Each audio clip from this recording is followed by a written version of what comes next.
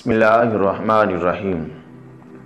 فیضان فردوس کے عزیز سامعین، آج میں آپ کے سامنے جو واقعہ لے کر آیا ہوں وہ ہے دوڑنے والا پتھر۔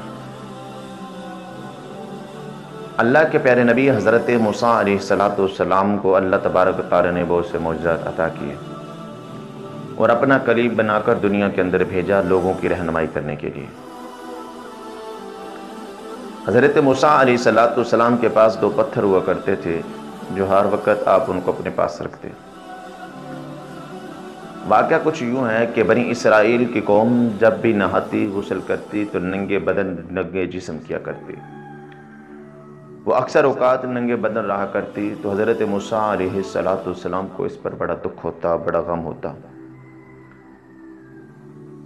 حالانکہ حضرت موسیٰ علیہ السلام بھی اس قوم کے ایک فرد تھے، لیکن آپ کے کندھوں پر نبوت کا تاج تھا۔ آپ کا حیا یہ گوارا نہیں کرتا تھا کہ آپ بھی اپنے جسم سے کپڑوں کو اتاریں۔ جب بنی اسرائیل نے دیکھا کہ حضرت موسیٰ علیہ السلام اپنے جسم سے کپڑوں کو نہیں اتارتے تو انہوں نے تہمتیں لگانے شروع کر دی۔ انہوں نے حضرت موسیٰ علیہ السلام پر یہ الزامات لگانے شروع کر دیے کہ حضرت موسیٰ علیہ السلام حضرت موسیٰ کے جسم پر بیماری ہیں، حضرت موسیٰ علیہ السلام کے جسم پر کوئی نہ کوئی بیماری ضرور ہے۔ طرح طرح کے الزامات حضرت موسیٰ علیہ السلام کی ذات والا صفات پر لگانے شروع کر دیے۔ اس پر حضرت موسیٰ علیہ السلام کو بڑا دکھ ہوا، بڑا رنج ہوا، بڑا غم ہوا۔ تو اللہ تبارک و تعالیٰ کو یہ بات کب گوارا تھی کہ اس کے کلیم پر کوئی تہمتیں، کوئی الزامات لگائے۔ تو ایک مرتبہ حضرت موسیٰ علیہ السلام نہانے کے لیے دو پہاڑوں کے دامن میں گئے۔ آپ نے نظر دوڑائی اپنے ارد گرد، دور دور تک دیکھا، کوئی آدمی نظر نہ آیا، کوئی انسان نظر نہ آیا۔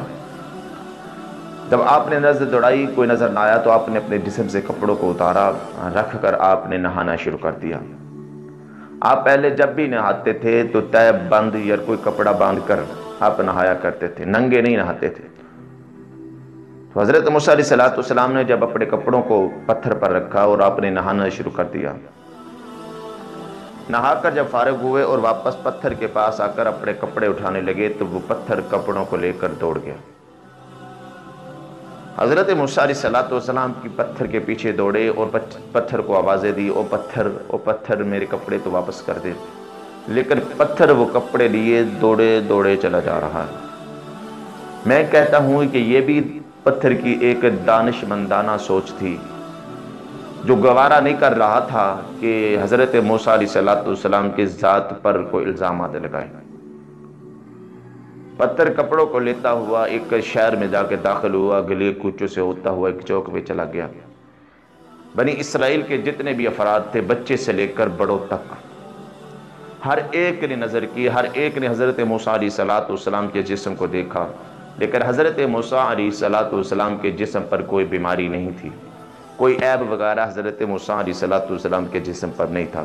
حضرت موسیٰ علیہ السلام کا جسم چمکتا ہوا نظر آیا۔ جب حضرت موسیٰ علیہ السلام کا جسم بنی اسرائیل نے دیکھ لیا، ان کو پتہ چل گیا کہ حضرت موسیٰ علیہ السلام کے جسم پر تو کوئی بیماری نہیں ہے۔ وہ پتھر جا کر چوک میں خود بخود رک گیا۔ تو حضرت موسیٰ علیہ السلام نے اس پتھر سے کپڑوں کو لیا اور پتھر کو بھی اٹھا لیا اور کپڑوں کو پہن لیا، اور یوں ہی حضرت موسیٰ علیہ السلام پر جو الزامات لگا رہے تھے بنی اسرائیل والے، وہ سب کے سب خاموش ہو گئے کہ وہ تو جھوٹے حضرت موسیٰ علیہ السلام پر الزامات اور حضرت موسیٰ علیہ السلام کے خلاف باتیں کر رہے تھے۔ یوں ہی اللہ تبارک و تعالیٰ نے اپنے پیارے کلیم حضرت موسیٰ علیہ السلام کو سرخرو فرمایا۔ یہ تھا آج کا ہمارا واقعہ۔ اگر آپ کو اچھا لگا ہے دوستوں کے ساتھ شیئر کریں، ہمارے چینل کا خیال رکھیں اور اس ویڈیو کو لائک بھی کریں۔ اللہ سونے کے حوالے۔